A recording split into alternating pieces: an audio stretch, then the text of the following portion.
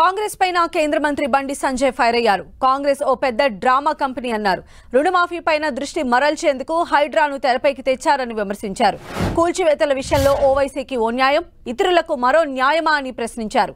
హైడ్రాకు తాము వ్యతిరేకం కాదన్న బండి సంజయ్ పేదలను ఇబ్బంది పెడితే చూస్తూ ఊరుకోమన్నారు.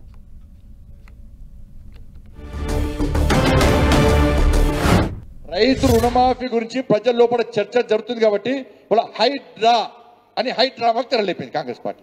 హైడ్రాకు భారతీయ జనతా పార్టీ వ్యతిరేకం కాదు. హైడ్రా అంటే పెద్దోళ్ళం కొట్టి పెద్దోళ్ళను న్యాయం చేసి పేదోళ్ళం కొట్టడాన్ని భారతీయ జనతా పక్కా వ్యతిరేకిస్తుంది. ఒక కన్వెన్షన్ కొట్టి ఇతర ఫామ్ హౌస్లను ఇతర పెద్ద పెద్ద కంపెనీలను కాపాడుతా అంటే భారతీయ జనతా పార్టీ ఒప్పుకోదు.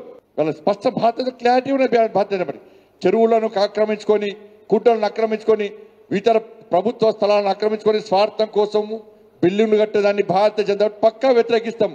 అట్లా అని చెప్పి ఇలా పేదలు ఏం చేసినారన్న పాపం పేదోళ్ళాడా. ఇలా మీరు ఇల్లు కొంటారు, ఏం చూస్తారు? ఫస్ట్ రిజిస్ట్రేషన్ డాక్యుమెంట్ చూస్తారు. రిజిస్ట్రేషన్ డాక్యుమెంట్స్ ఉన్నాయాడా? మున్సిపల్ గ్రామ పంచాయతీ పర్మిషన్ ఉందా? ఉంది. పక్కా ఆడ కరెంట్ మీటర్ ఉందా? ఉంది. హౌస్ నెంబర్ వచ్చిందా? వచ్చింది. ట్యాప్ కనెక్షన్ వచ్చిందా? వచ్చింది. బ్యాంక్ లోన్ వచ్చిందా? వచ్చింది. పేపర్ నోటిఫికేషన్ ఇచ్చినాం. పేదోడు కొనుక్కున్నాడు. ఇవాళ మన పరిస్థితి ఏంది?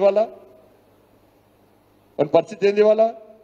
ఇవాళ ఓవేస్ అనే మూర్ఖుడు, ఇలా ఓవేస్ అనే వ్యక్తి ఏం చెరువు అన్నది సల్కం చెరువు. సల్కం చెరువులో బాజప్తా కట్టిన అంటున్నాడు. కట్టిండు. ఇలా పేద విద్యార్థుల పేరుతోని పొట్టు పైసలు సంపాదిస్తున్నారు ఎంఏ పాటోడు. ఇలా సల్కం చెరువు విషయంలో కాంగ్రెస్ పార్టీ ప్రభుత్వం ఒక విధానం, ఇతర విషయాల్లో ఇంకో విధానం.